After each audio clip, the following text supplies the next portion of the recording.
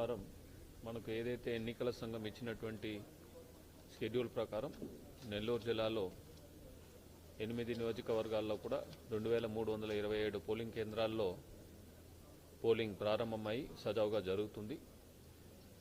ఏదైతే మనకు mock poll అప్పుడు వచ్చినటువంటి ఈవీఎం మురాయింపులన్నీ కూడా సరిచేసి అన్ని చోట్ల కూడా వచ్చేసి ఇప్పుడు పోలింగ్ సజావుగా జరుగుతుంది.